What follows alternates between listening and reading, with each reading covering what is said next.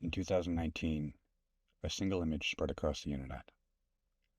Yet from that one image, thousands of stories, hundreds of games, and millions of views. And eventually, a Hollywood movie. The Backrooms have become one of the internet's most successful horror creations, evolving from a single creepypasta into an entire multimedia phenomenon. But somewhere along the way, Backrooms changed. The endless yellow hallways became the entire universe. New levels appeared, monsters emerged, governments experimented with the alternate dimensions, and survival became the focus instead of the isolation. Let me explain. Moderate discomfort. That's two words I would use to describe the picture. But to many, the beauty of the original myth was its simplicity. No explanation or maps or answers, just an impossible location hidden between reality itself.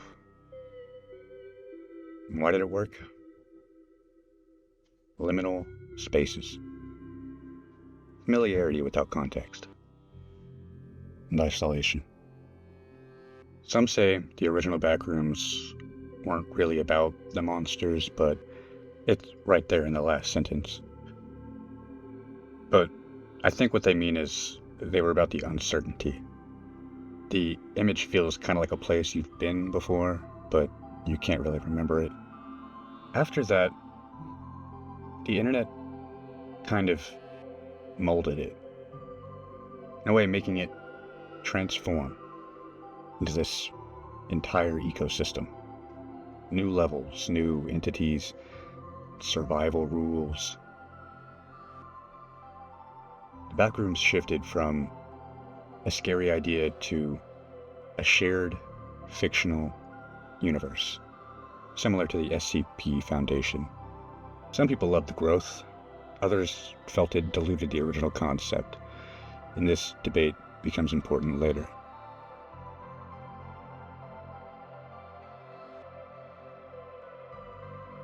Turning fear into gameplay. Game studios have been struggling to do this for years. In the right way, that is. Something other than a cheap jump scare for 12 games in a row. I'm looking at you, Scott. The off-yellow walls and buzzing of those fluorescent lights kept me on my toes. Going in, even knowing exactly what I was about to face, I was not ready. I don't know if I've stated this before, but I am what's known as a pussy. I don't like horror. Fuck, dude. I don't like Damn it, I hate walking around and waiting for things to happen to me. Okay, I enjoy motion. But in this case, I'd much rather things not happen. It's something you could only understand if you've played a Backrooms games, one of the many hundred ones, but these narrow hallways and corridors That's probably all what it kind of feel the same after a while. is. That's probably what it is. And I know that's kind of the See, intention, this room's not but so bad. maybe the oversaturation had got to me. The only time I felt something is when I genuinely heard something out of the ordinary that made me stop and look around for a second. Fuck you, dude. Maybe Fuck. a shape off in the distance moving, but no. I had to keep going. I had to prove to myself at least that I could do a fraction Gotcha. of it.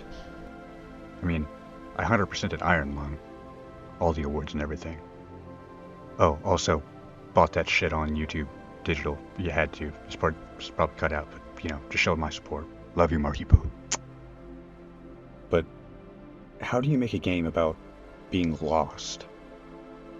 Most games kind of reward the mastery of finding yourself while being lost, but the Backrooms punish certainty. Before came Pixels, most Backrooms content focused on the lore, Kane focused on storytelling. His videos transformed the Backrooms from internet horror into cinematic horror. The key innovation? The Backrooms became science fiction. Not just some haunted place, an impossible place. For those of you who have not seen The Rolling Giant, please do so. It is an absolute must-watch in analog horror. Fuck, it's just in any horror in general. Shit will straight up give you goosebumps. But I digress. Minor spoilers ahead, just for the movie's sake.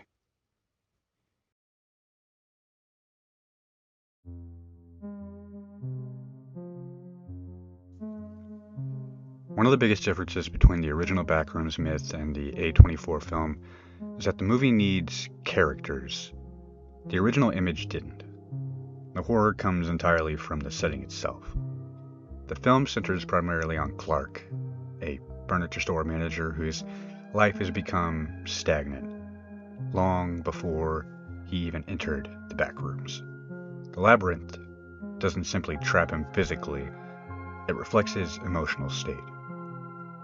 As the film progresses, Clark's journey becomes less about the escape, more about confronting the parts of himself that he has avoided. Several reviews have noted that the film treats the Backrooms as a manifestation of isolation, regret, and personal stagnation rather than just a supernatural location, but it's really up to your own interpretation. Opposing that journey is Dr. Mary Klein, Clark's therapist. While Clark is being consumed by the Backrooms, Mary becomes obsessed with understanding them. Her arc explores the danger of trying to explain something that may be fundamentally unknowable. The original Backrooms thrived on that mystery, but Mary's role often puts her in direct conflict with that mystery. What's interesting is that neither character is really fighting a monster. They're fighting themselves. The creatures, distorted people, and impossible spaces encountered throughout the film often feel secondary to the emotional journey taking place underneath. Even critics who disagree on the movie's story generally agree that the film is far more interested in dread, loneliness, and emotional isolation than traditional horror action. This is where the movie differs from the original myth and the complex. The myth is about a place. The game is about survival. And the movie is about the people. Whether that shift works for the viewers is largely a matter of taste, but it represents the next step in the Backrooms evolution.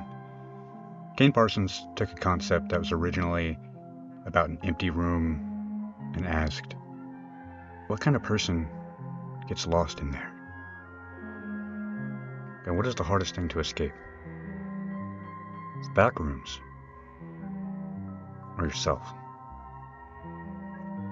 The Backrooms themselves exist as a creepypasta, a collaborative internet myth, several video games and web stories, and now a multi-million-dollar Hollywood film. Very few internet horror stories have made that journey, but Backrooms began as a photograph. Not a franchise, not a game, not a movie. Just a photograph. An image so strangely familiar that millions of people looked at it and felt the same thing.